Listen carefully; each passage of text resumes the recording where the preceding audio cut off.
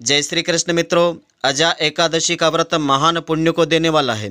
जो भी स्त्री पुरुष इस व्रत को श्रद्धा के साथ करते हैं और इसकी व्रत कथा को श्रद्धा पूर्वक श्रवण करते हैं, उन्हें ब्रह्म हत्या जैसे महापापों से मुक्ति मिल जाती है और अश्वमेघ यज्ञ से मिलने वाले फलों की भी प्राप्ति हो जाती है।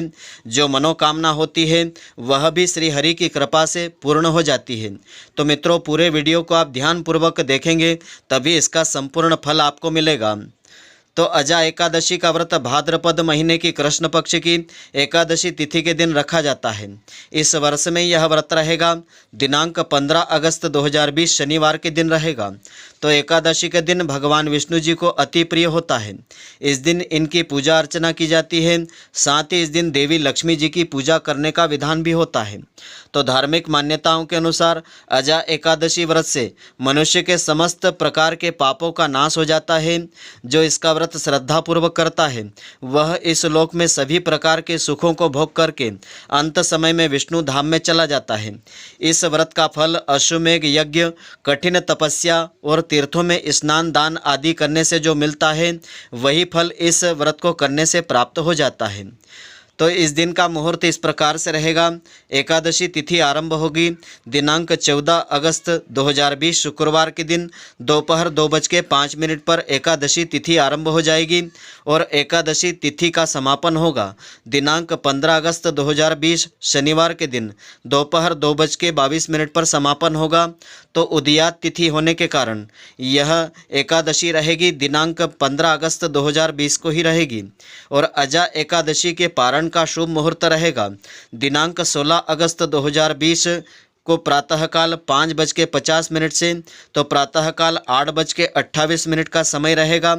इसकी समय अवधि रहेगी 2 घंटा 37 मिनट की।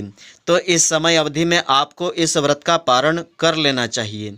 तो अजा एकादशी के व्रत की विशेष विधि इस प्रकार से रहेगी कि व्रत करने वाले 10वीं तिथि को सूर्यास्त के बाद भोजन नहीं करें और प्रातःकाल एकादशी तिथि के दिन सूर्योदय से पूर्व उठ करके स्नान आदि करें और स्वच्छ वस्त्र धारण करें और भगवान विष्णु जी और माता लक्ष्मी जी की श्रद्धापूर्वक पूजन करें और शुद्ध घी का दीपक जला करके इस व्रत का संकल्प लेवें। फिर दिन भर निराहार रहते हुए शाम को फलाहार आदि आप कर सकते हैं। इस व्रत में रात्रि जागरण आपको अवश्य करना चाहिए। भगवान के नाम मंत्रों का उच्चारण करना चाहिए अथवा भजन कीर्तन आदि आपको करना चाहिए, जिससे इस एकादशी का विशेष फल मिलता है। और द्वादशी तिथि के दिन प्रातःकाल ब्राह्मणों को भोजन करवावें और दान दक्षिणा देवें। द्वादशी तिथि को ब्राह्मण भोजन करवाने के पश्चात उन्हें दान दक्षिणा देने से विशेष फलों की प्राप्ति होती है। इस व्रत का भी संपूर्ण फल मिलता है। उसके बाद स्वयं आपको भोजन ग्रहण करना चाहिए। और एकादशी तिथि के दिन विष्णु सहस्त्र नाम का पाठ करने से भगवान विष्णु जी की विशेष कृपा प्राप्त होती है, समस्त पापों का नाश होता है और एकादशी का फल भी उत्तम प्राप्त होता है। यदि आप किसी कारणवश यह व्रत नहीं कर सकते हैं तो इस दिन मन में भगवान विष्णु जी का ध्यान करते हुए सात्विक भाव से अवश्य आपको रहना चाहिए। इस दिन झूठ आपको नहीं बोलना चाहिए, न ही किसी का मन आपको दुखाना चाहिए। दूसरों की निंदा करने से भी आपको बचना चाहिए। और इस दिन की व्रत कथा इस प्रकार से रहेगी। इस व्रत कथा को श्रवण करने से अनंत गुणा फलों की प्राप्ति होती है और इस एकादशी का संपूर्ण फल भी मिलता है। तो भगवान श्री कृष्ण जी ने कहा कि हे युधिष्ठिर, सभी पापों का नाश करने वाली इस एकादशी का नाम अजा एकादशी है। इसके पुण्य प्रभाव से मनुष्य को सांसारिक पापों से मुक्ति सहज ही मिल जाती है और मनोवांछित कामना जो होती है वह कामनाएं शीघ्र पूर्ण हो जाती है। जो भी श्रद्धालु अजा एकादशी के दिन भगवान ऋषिकेश का श्रद्धापूर्वक पूजन करता है उसे वैकुंठ धाम की प्राप्ति होती है। तो हे पांडव श्रेष्ठ, अब मैं अजा एकादशी की परम पुनीत पावन कथा सुनाता हूँ। इसे श्रद्धापूर्वक ध्यानपूर्वक तुम श्रवण करो। भगवान श्री कृष्ण जी कहने लगे कि हे नृपश्रेष्ठ, प्राचीन काल में सतयुग में सूर्य वंश में 31वीं पीढ़ी के अयोध्या नगरी में राजा हरिश्चंद्र राज्य करते थे। उनकी सत्य वचन के प्रति इतनी अटूट निष्ठा थी, आस्था थी कि वे सोते जागते सदैव सत्य व्रत का ही पालन किया करते थे। इसलिए वे सत्यवादी राजा हरिश्चंद्र के नाम से जगत में प्रसिद्ध हुए थे। हरिश्चंद्र अत्यंत धीर वीर सत्यवादी होने के साथ साथ महाप्रतापी राजा थे। उनके राजमहल के द्वार पर एक श्याम पट्ट लगा हुआ था जिस पर मणियों से यह लेख लिखा हुआ था, इस द्वार पर मुँह मांगा वरदान या दान दिया जाता है। इस बात की परीक्षा लेने हेतु एक ऋषि विश्वामित्र जी ने लेख पढ़ कर के कहा कि मणियों का यह लेख मिथ्या है, झूठी है। राजा हरिश्चंद्र ने कहा कि परीक्षा करके देख लीजिए। ऋषि विश्वामित्र जी कहने लगे कि हे राजन, यह अपना सारा राज्य मुझे दान में दे दो। राजा हरिश्चंद्र ने कहा कि हे ऋषि श्रेष्ठ, यह राजपाट प्रजा सभा सब आज से ही आपके हो जाते हैं। अब आपको और क्या चाहिए? इस पर ऋषि विश्वामित्र जी कहते हैं कि हे राजन, मेरी दक्षिणा भी तो अब आपको देना है। हे राजन, राहु केतु तथा शनि देवता भी उनकी पीड़ा भी भोगना आपको सहज है। जीवन में 7.5 कष्ट भोगना भी सरल है, परंतु मेरी परीक्षा में पास होना अत्यंत कठिन है। ऋषि विश्वामित्र जी ने आगे कहा कि हे राजन, आपको चांडाल के यहाँ मुर्दे जलाने पड़ेंगे। यदि आपको इन अत्याचारों का भय नहीं है तो यह सब मुझे दान में देकर मेरे साथ काशी में तुम चलो।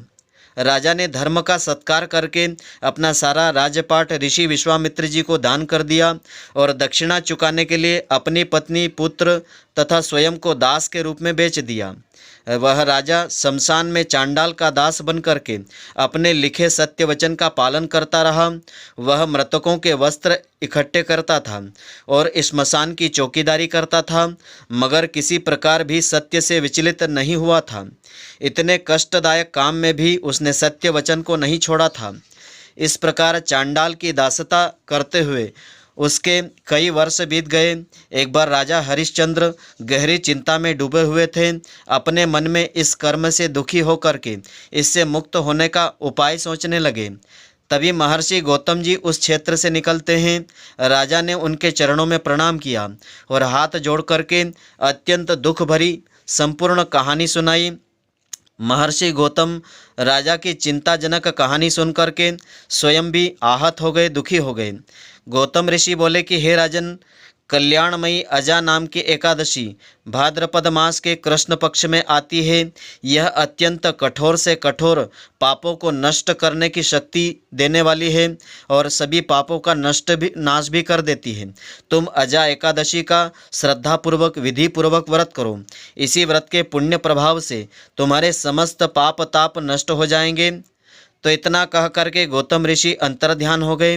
ऋषि के आदेश से राजा हरिश्चंद्र ने अजा एकादशी का विधि पूर्वक व्रत किया और रात्रि में जागरण भी किया। इसी व्रत के प्रभाव से राजा हरिश्चंद्र की परीक्षा लेने के लिए रचा षड्यंत्र समाप्त हो गया था। राजा का मृत पुत्र रोहित भी जीवित हो गया और स्वर्ग से पुष्पों की बारिश हुई।